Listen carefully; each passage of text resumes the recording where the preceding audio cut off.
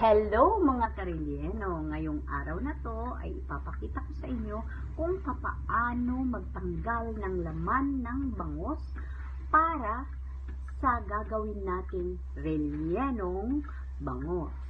Ang ating mga kailangang gamit ay kailangan ko ng gunting at kailangan ko ng spatula.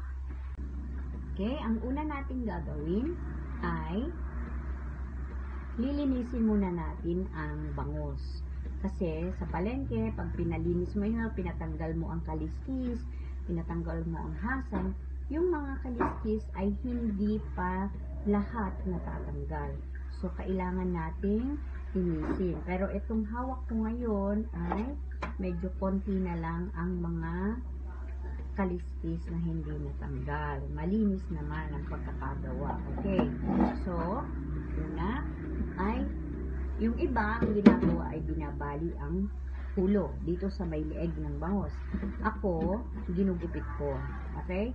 Ginugupit ko yung buto dito sa leeg ng bangus. Yan. Pagkagupit ng buto, medyo i-slant ang konti. Yan. Gugupitin ko yung iba pang mga maliliit na buto.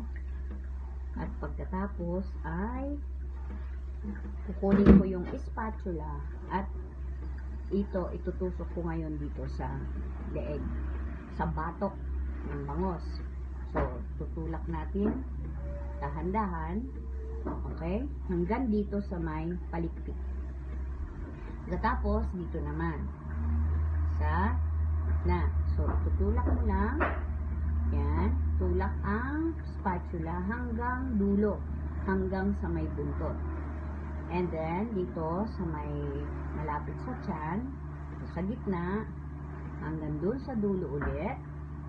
And then, itutusok mo ulit yung spatula, islant mo ng konti, mga 30 degrees or 45 degrees, at ipapadaan mo dun sa may tiyan, sa may bituka, para mahiwalay yung laman dun sa may bituka with the taba sa gitna, sa tiyan ng bangus.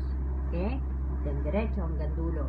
Then, punta tayo sa kabila at ganun ulit, itusok ang spatula hanggang sa dulo. Dahan-dahan lang, maingat lang tayo dahil baka mapunit ang balat ng bangus.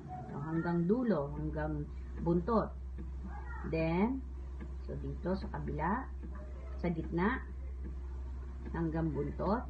Then again, slant mo ang iyong spatula hanggang dito sa may palikpik dito sa dulo, sa buntot, para mahiwalay yung laman. Okay? Then, balik tayo sa batok. Pagdating sa batok, ipapadaan natin dito sa palikpik sa likod para mahiwalay yung laman dito sa palikpik. Kasi nakadikit yan hanggang buntot ulit. Okay? Then, ang ginagawa ko ay pinuputulan ko dito, nilalagyan ko ng konting gilid. Okay? Kasi alam nyo, pag nilabas natin yung laman ng bangus, malaki yung laman, maliit yung buka dito, mapupunit kapag hindi natin nilagyan ng slit. Then, dudukutin mo itong gitna dahil nandyan yung puso. Okay? Yung puso ng bangus. Yan. Yan yung puso ng bangus.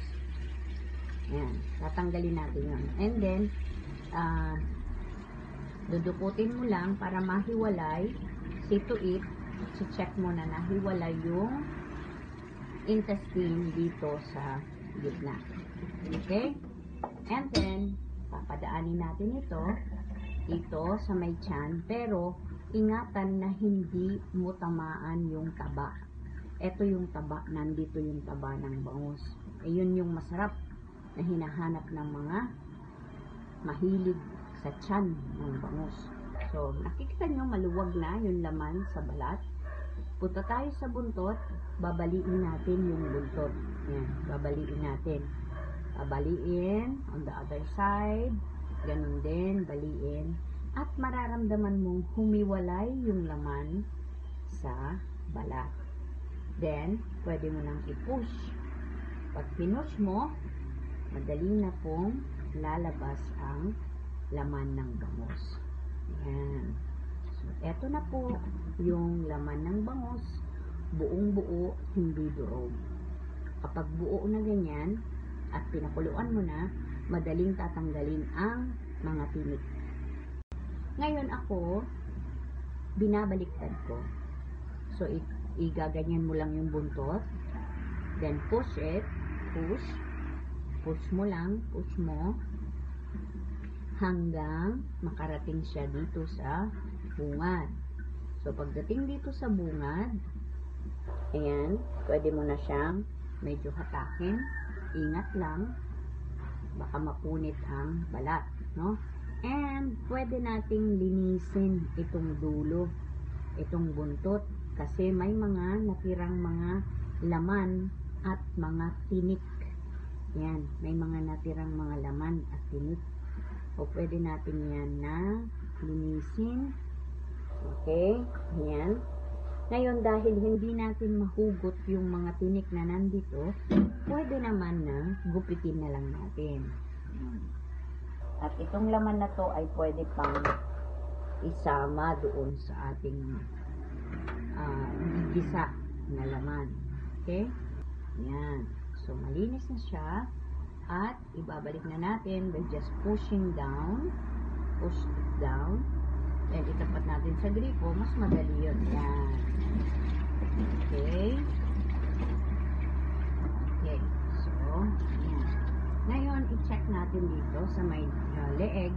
May mga tinik. So, tatanggalin po natin yun. Yung mga naiwan na tinik dyan. Kasi nandyan yung tinik dito sa bandang batok. Batok, yan.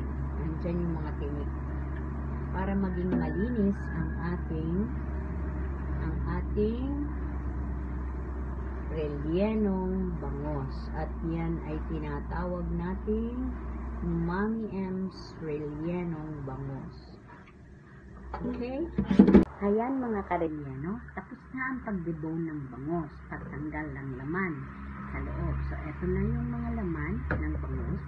Lalagyan natin, nilagyan ko ng asin, lalagyan natin ng asin, and paminta para pampaalis ng lansa.